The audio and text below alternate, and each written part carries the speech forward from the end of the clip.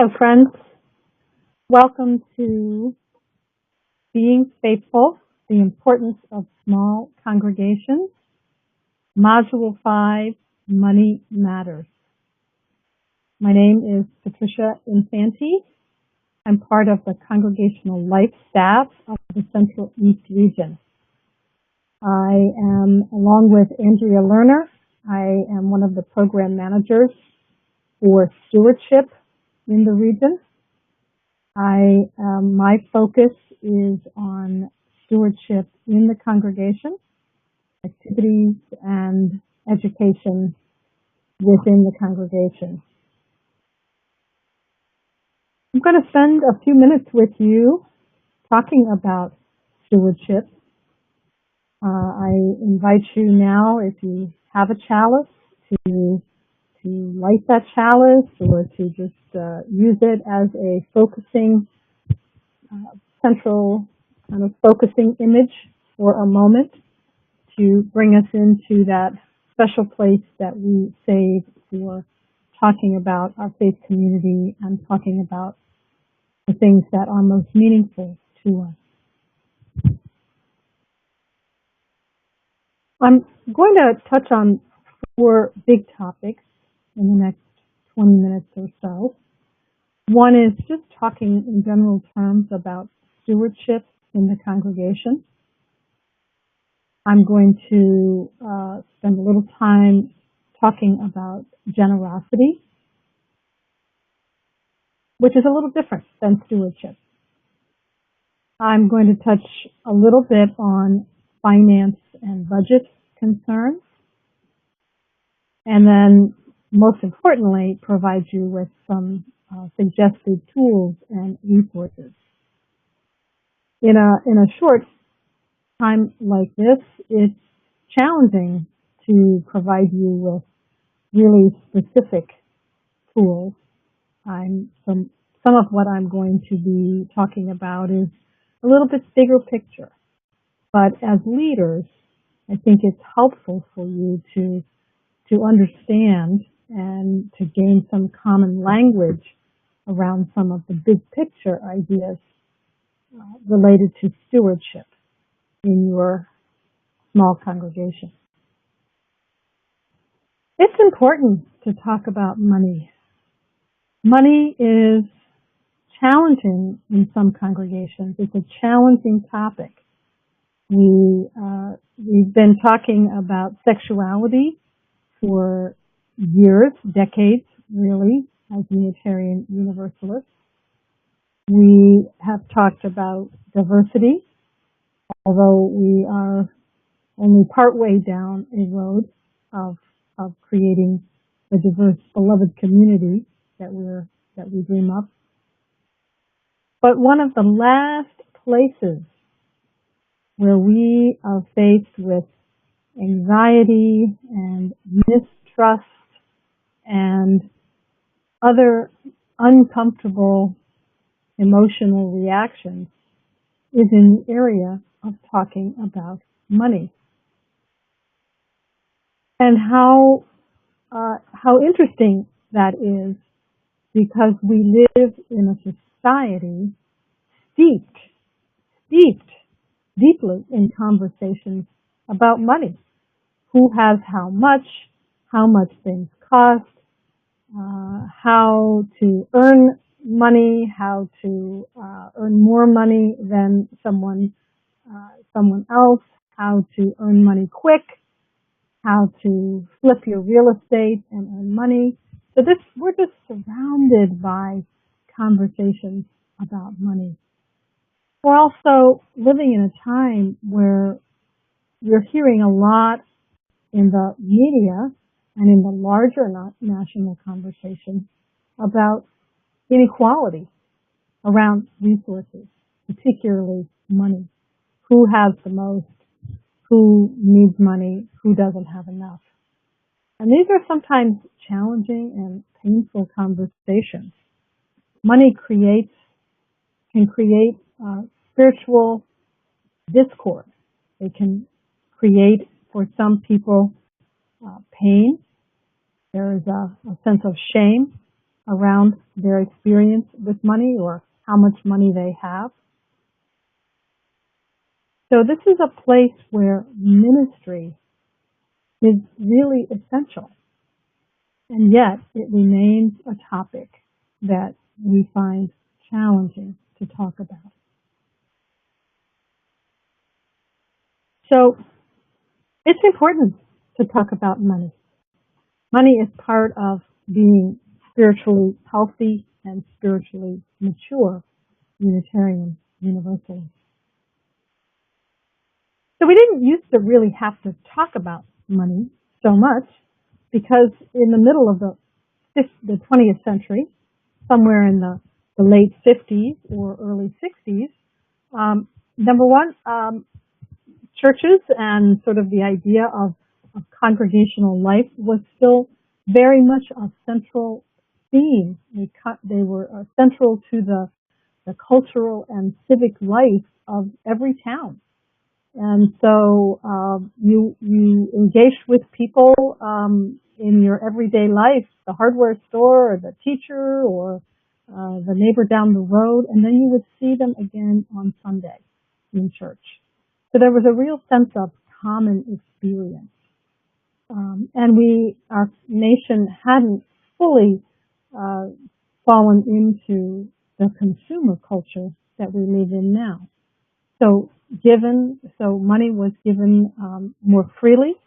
It was given without an expectation that there would be something in return. So oftentimes the process of budgeting in a congregation was how much money people gave. We would spend the money that was given to us to support the work of the congregation. And if we needed more, we'd ask and people would usually respond. And the congregation often had all of the money it needed. Many of our congregations were also overflowing at that time. It was a time when there were many families. The baby boom was very much a part of the culture of the time in which many of our congregations were created. So that became part of their long-term narrative, understanding that there was this horn of plenty that supported our congregation. Now that may never have been the narrative in your smaller congregation, but that was sort of a general cultural story that existed. And then at some point, we got a little bit more savvy, and folks wanted to know, hey, what are you spending my money on? I want to understand the inner workings of the congregation. We began to enter that age where we wanted lots of information for making those kinds of decisions. So we created line item budgets where rather than just assume that the money was going to be there, we apportioned it out. We endeavored to plan ahead. We knew how much we were going to pay our staff, and we had other costs that were fixed and recurring, and we made that information available in order to support our cause, in order to back up the narrative of our congregation still being a valued part of the lives of its people. Then things got a little more challenging for some congregations. Some people, eyes glazed over. They didn't want to know about the line item. They wanted to know sort of what does this have to do with me? We were beginning to turn over into that exchange-oriented culture. And folks were interested in knowing, what am I getting in return? And the idea that we were getting a minister, a part of a minister, wasn't really a satisfying story for people. So we used a process, or some of us used a process called program budget, where we said, well, these are the main pieces of congregational life that your contribution, your pledge, your donation is going to support. And we categorize them by things like worship and celebration, social responsibility, faith development. So each one of those different categories, we were beginning to shift to a storytelling way of thinking about our resources. So that if I was giving a certain amount of money, presumably I would have an area, one of these areas or two or maybe three of these areas would speak to me in a way that I would be moved to give more money. And I would be less focused on, oh, the minister's getting a 5% raise this year, or our insurance costs are going up, or the heating bill is too high. So it gave people sort of a different perspective on looking at the work of the congregation that they were being asked to support. In the 21st century, we've moved over to what's really known in most fundraising parlance as a donor-centered process. So rather than the conversation and the need of the organization being central to the fundraising process, we're really trying to focus in on connecting with the hearts and connecting with the stories of our donors. So we have been encouraging congregations for the last couple of decades to really come up with a compelling mission. That mission tells a story about who we are, and that story is what people connect with more so than the days of the line item budget, where people were sort of asked to connect to the need. And then we want to hear the stories of our donors. And particularly, perhaps we want to share stories of some of our more generous contributors. So it's about them understanding the institution and the story of what the institution is about, and how we hope to serve the world, connecting that to my personal story, my passions, the things that I feel most deeply about. And then part of the reframe of the giving process is to educate people.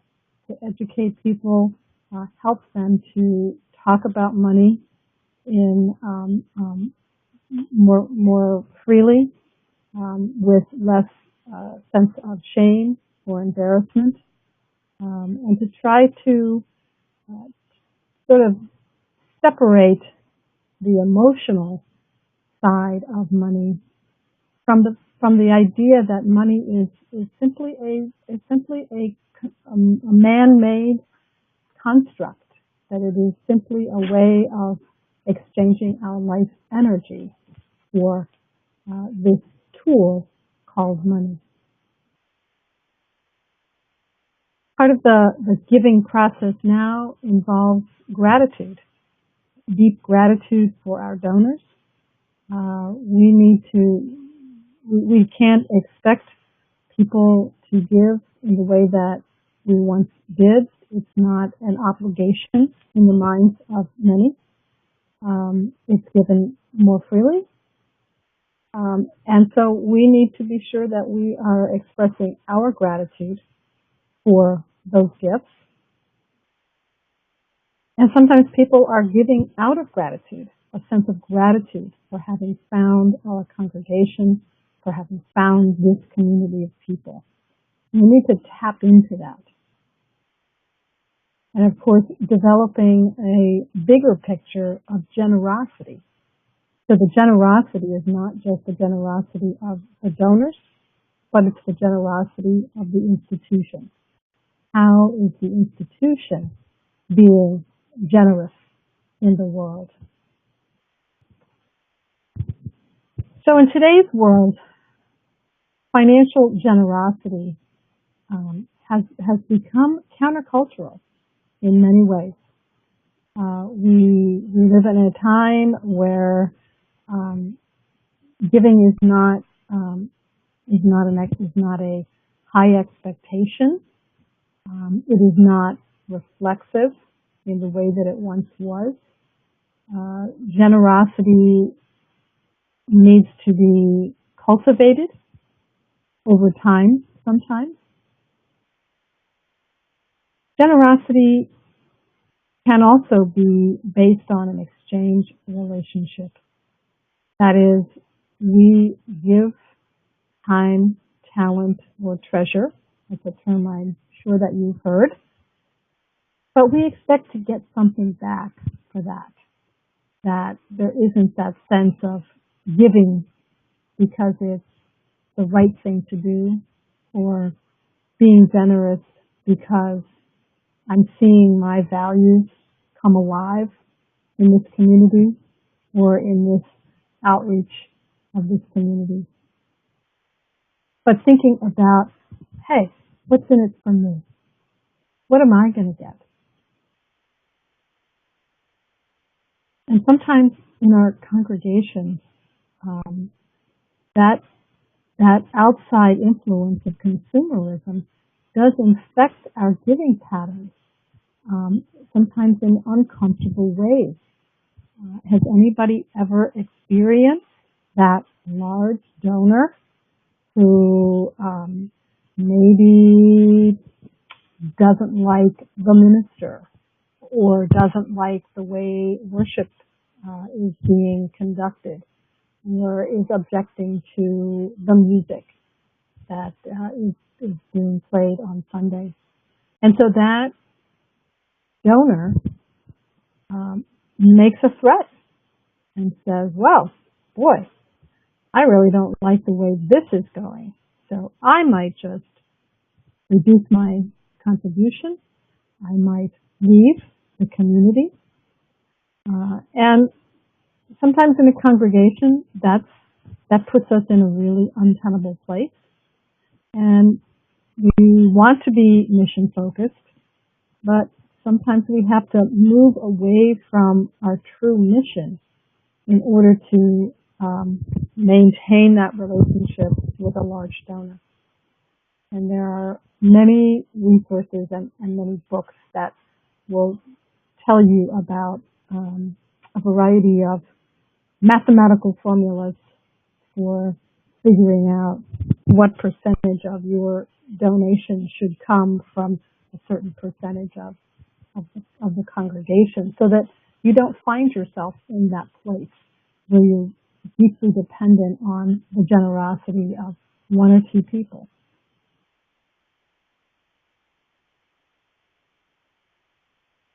So another interesting piece of this work, the stewardship work that we do in congregations, is the sense that we're giving the money to ourselves. And so sometimes that's kind of a confusing tension within a congregation.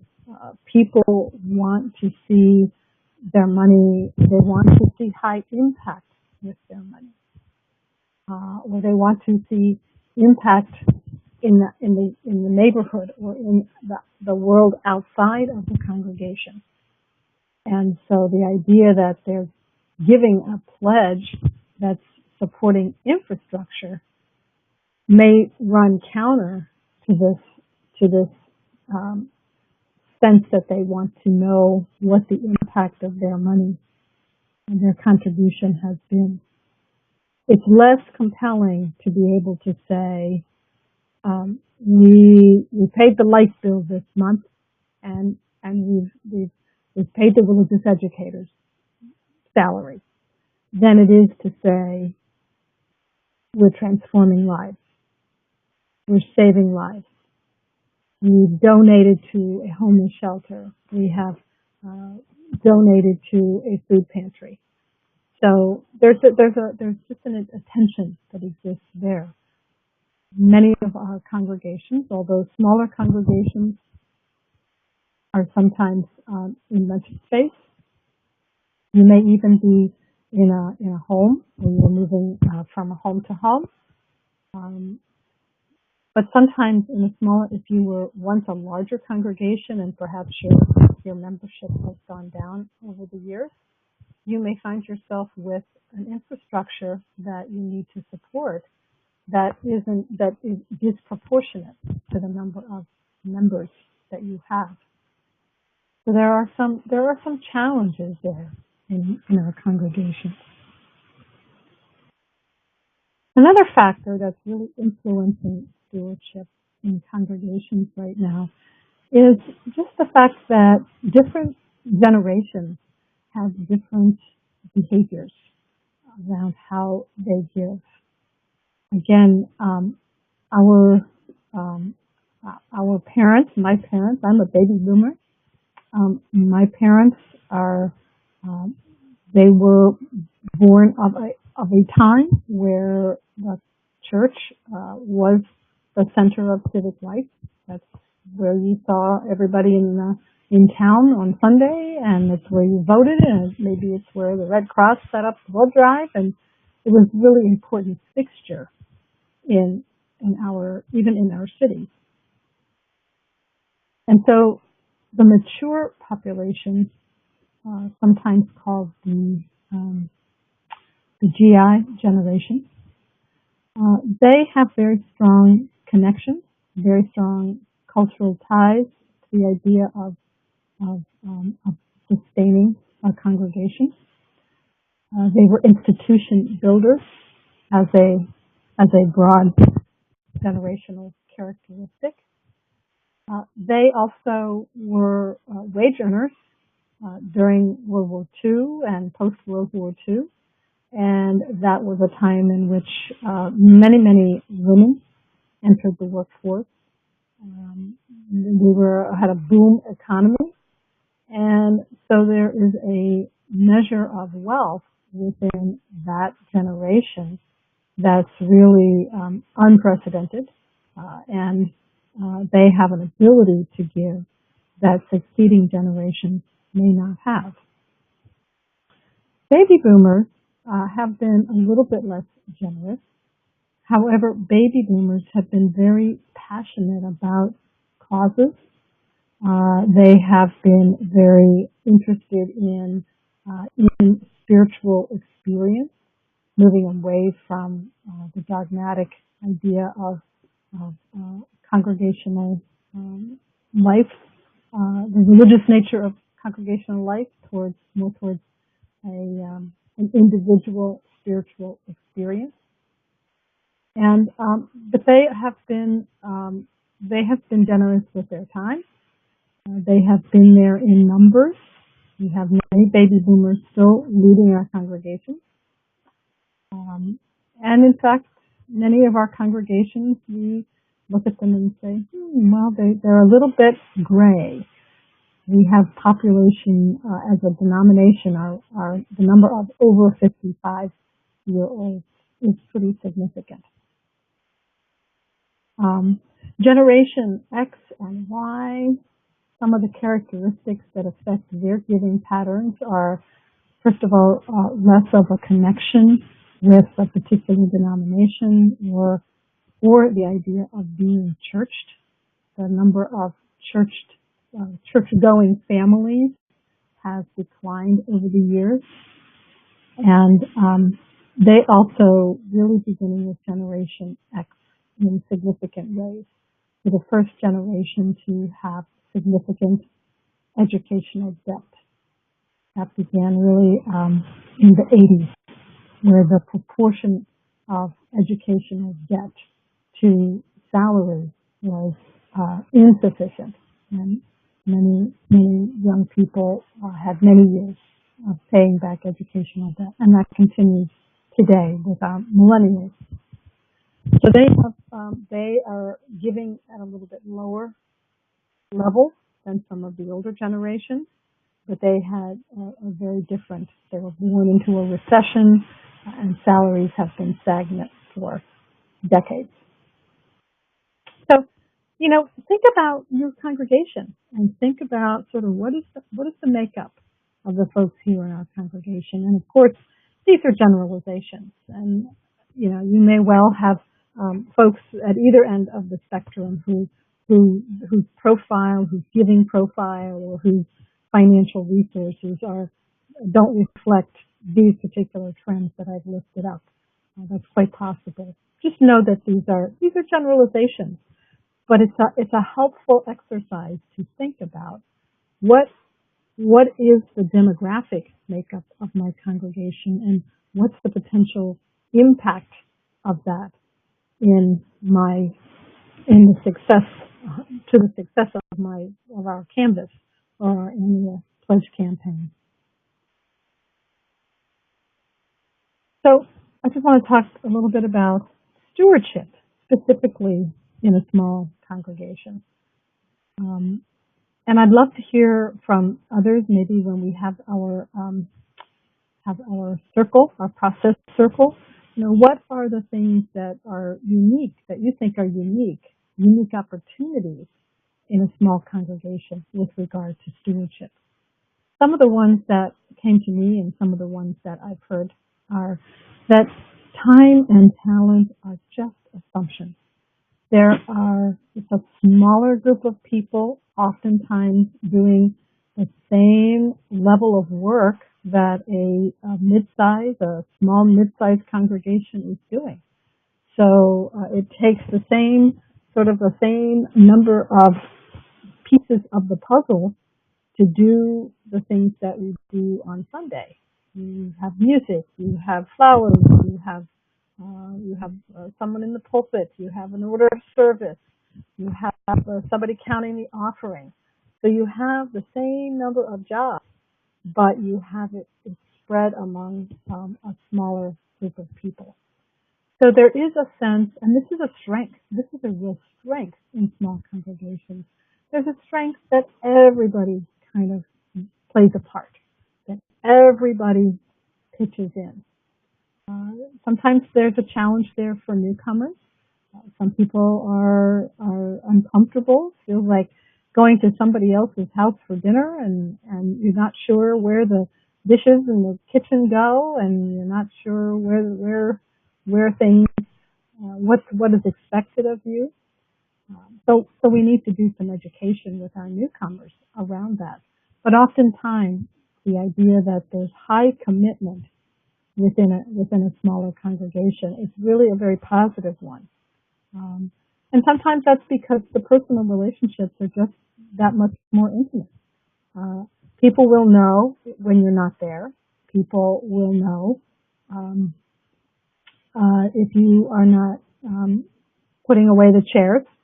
And sometimes that can lead to unhealthy kinds of behaviors, but in a healthy congregation, that's actually a plus. It's easy to get lost in a larger congregation. It's easy to just sort of fade into the sidelines. Less easy to do that in a smaller congregation.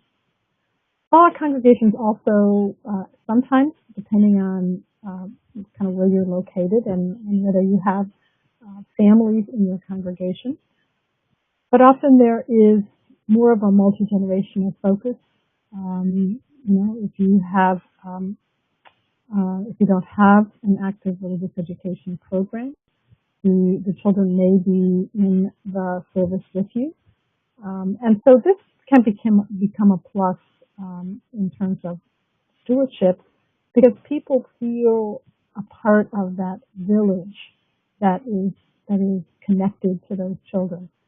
So, and sometimes in a mid-sized congregation, when people are looking over the budget or thinking about their pledge, they think, well, you know what, I don't have kids in RE, so I'm gonna subtract this some amount from my pledge, because I don't have to support that program, because that's not the ministry that I'm here for.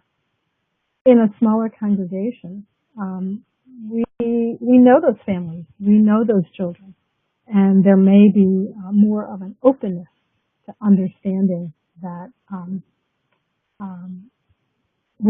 it's not an exchange. It's not an exchange. I am not giving only so that I can receive those things that meet my specific needs. Generosity is um, is an important part of our congregational experience. And congregations are, it's wonderful if they are made up of generous people, generous not only with their donations, but also generous of spirit, and generous with in relationships. But generosity is, um, it feeds on itself. Generosity begets generosity, I have heard it said. So congregations that can give away part of their time or part of their treasure often will get that sense of joy that comes from giving. If you've ever been involved, perhaps your congregation has experimented with a program like Sharing the Plate, where once a month or once a week sometimes we name an outside entity, a charity, an organization that we want to share our offering with. And people feel such a sense of joy from that. The one thing that's really exciting about generosity is that often it affects the giver as much as it does those who receive. Generosity is something that can be learned, and it can take practice. It can be a spiritual practice. There's a wonderful TED Talk that's part of your materials about a gentleman who decided for 30 days that he would say yes for any request, any philanthropic request. And it was from the homeless guy on the corner, to organizations that sent emails. He decided he would say yes to everything. And he found it was a very enriching experience. So giving is something that we can all benefit from. Generosity maybe also is part of our theological foundation. That part of the generosity is the openness that we bring, the openness to be inclusive, the openness to be able to engage in conversations around our diversity, our theological diversity, and other kinds of diversity. So there are some theological underpinnings as well to generosity. And again, this kind of relates to what I mentioned before about perhaps someone who is not parenting or actively parenting they may understand in their understanding of generosity that it's not an exchange relationship. I'm not giving something to get something specific back. That I'm giving to this community knowing that I am going to be getting something back. I'm going to be getting pastoral care. I'm going to be able to participate in a small group ministry. So there are other ways that the community, that this gift will return to me. I do want to just touch on finance and budget as we move through. These ideas are from a great book, Big Ideas for Small Congregations. If that's not a book, I hope that's a book that has been recommended by other folks in this particular module. It's a great little guide, and it's good. It's a good kind of I'd say it's a good study book for your board or for your leaders to spend some time with. But they have some ideas. James Linnell and Ellen German Maloche give away a part of your budget. I mentioned that. Um, one piece is ensuring that your money is handled safely and appropriately. There's a great blog which is part of the materials that I posted on the HUULTI site by Renee Vahutsky about some safeguards for congregations. We have many stories of congregations where money is not handled well, and since we don't talk about it, we don't want to talk about it. We may not even realize what that something has gone wrong until it's gone very wrong.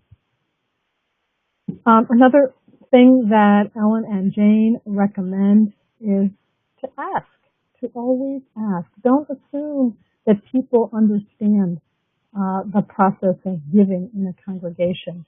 You know, many of the folks who come into Unitarian Universalist congregations haven't been part of a church community before in their lives, and so they just don't know the unwritten rules. And if we don't ask, and if we don't help guide them and coach them as leaders, they may not know how to give, how much to give. They may not understand the jargon, the word pledge, the word canvas. Those may be terms that are unfamiliar. So we really need to be doing education in our congregation. And we always want to thank people for their gifts. This is so important. And this is every gift, no matter how big, no matter how small, the board, the finance committee, the stewardship team, there should be a personal thank you to every person who makes that gift, so that it's part of that being seen. And I love the TED Talk with Amanda Palmer, and I hope you have an opportunity to watch that video, where she talks just about, sort of the art of asking. And part of the art of asking is that I see you and we connect and our eyes meet, and we have a human moment together, and how important that is to our sense of generosity. So thanking people is so important. One of the resources that I recommended for you is Jake Christopher, who wrote a number of books. He's been a bit prolific. Warning, red flag that Jake Christopher is from a Christian tradition, and so there's a lot of that kind of language that needs to be translated. But he has some very good practical pieces that I recommend to you. One of his books is Church Money Manual. Another one of his books, which you may have heard of in other venues, is Not Your Parents' Offering Plate: How Different Things Are in the World of Financial Stewardship. And so he has a top 10 list, and some of these things are good for all size congregations. Some of them maybe are a little bit for larger congregations, but the things that I think are really key are the idea of increasing expectations. But again, in a small congregation, people are giving so much time and talent that sometimes it's hard for us to really lower the boom as far as treasure is concerned. But if we put out that there are higher expectations for our giving, there will be some people who will respond to that specificity. There are people who, again, don't understand the process, don't know what it is, the expectations there are of them. I've heard that from so many people who say, you know what? When I first came to the church, I was asked to make a pledge, and I had never belonged to a church. I didn't know. I was a single mother with a couple of kids, and I signed the pledge form saying I would give them $200. And this person said, I was mortified later on, a couple of years down the road, when she got involved in stewardship and found out the level of some other people's giving, because she said, that is a sacrifice I would willingly have made if somebody had asked me, because this community changed my life. They've loved and cared for my children. They've loved and cared for me, and it means that much to me. So sometimes increasing our expectations, communicating directly what those expectations are, even in unexpected places. So I'm gonna let you look at that online. You can study that a little bit more. I want to move quickly to some strategies and tools and resources. There's a lot of conversation out there about year-round stewardship, and I just want to clarify for you that year-round stewardship doesn't necessarily mean year-round pledging. Some people are confused by that. Year-round stewardship just basically means that we're going to keep talking about money. This is not going to be relegated to one Sunday a year where the minister or a lay leader preaches a sermon about giving and about generosity. But this is something that's going to be an ongoing part of our community conversation. There's going to be that cycle of storytelling and mission focus and gratitude practice and generosity beyond our faith community. That calls for the focus on educating the congregation. And one of the things that I often ask congregations is, who is your stewardship educator? Who is that person? Where does that responsibility fall? And if you can't answer that question, then that may be an important hole for you to plug to figure out who is carrying the ball of educating the congregation around stewardship. Because if no one is, then that conversation may not be happening, and so you're losing an important opportunity. I often recommend that you consider, it can be hard to get people to do the stewardship work. People, their eyes glaze over. They say, oh, it's all about money, and I'm not about money, or they may have some other sort of resistant kind of responses. But you want to get your healthiest leaders to be a part of your stewardship team. Your healthiest and your best, because that is job number one in the congregation. That is how your ministry will come alive, through the resources that you make available to do that ministry. You might ask them you might want to find out, how comfortable are they talking about money? Do they have a credo around money? What is their definition of generosity? How do they define stewardship? Asking questions of people, or inviting the stewardship team into some small group ministry conversations early on as they're forming, before they're doing their work with the rest of the congregation. Encourage those conversations.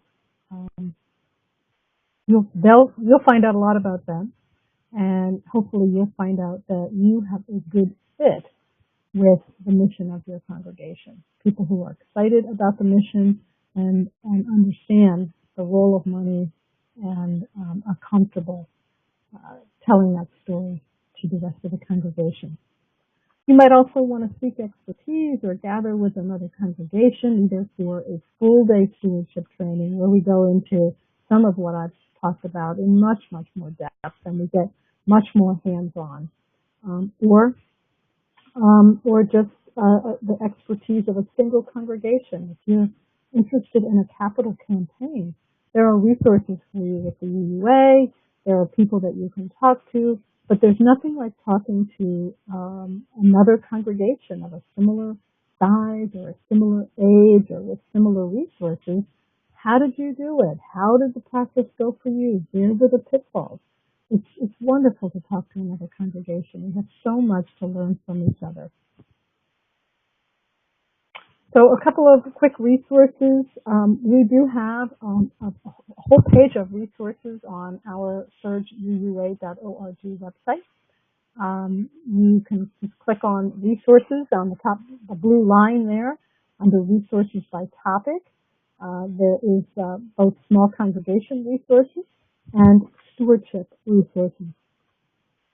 And this is just a screenshot of some of those resources. So there are articles, there's a couple of videos, there's a video of the keynotes and some of the discussions from a stewardship conference that took place. So if you weren't able to be there, there might be something there for you. And it's some of these videos. It's wonderful if you can, maybe at the beginning of a board meeting or the beginning of some kind of a leadership meeting, to just watch 10 or 15 minutes of it, and then have a few minutes of discussion and see what can we tease out of that? What's meaningful for us from that? There's also a great resource, a curriculum, a tapestry of faith curriculum called Money, the Wisdom Path, Money, Spirit, and Life. It's a 12-session adult program, and it talks about what is our money story, what is the place of money in our personal lives and our congregational life, and what does this mean for me in my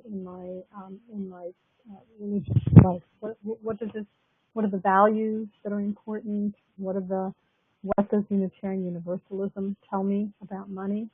There's lots of good stuff in Wisdom Path, and I will confess that I am one of the co-authors of this curriculum, so I strongly recommend this as a tool. It's 12 workshops. You may not be able to do 12 workshops. Most congregations, even the larger ones, cannot. But you can do, workshop 1, workshop 2. There are pieces that you can do. You can have a retreat, use it as part of a board retreat or a stewardship team retreat. It helps you. It helps get into those conversations around money. Helps to get people to a place where they can move beyond some of the perhaps painful family stories around money, or even stories that they're living and experiencing now. So many of our people are suffering with money challenges of all kinds, and it's a wound. It's a wound in the spirit that congregation should be a place where we can talk about that. So that's it for congregational stewardship. I look forward to a process circle, and I'd love to be a resource to you in your congregation if you have specific questions or specific projects or specific needs around stewardship. Thanks so much. Be well.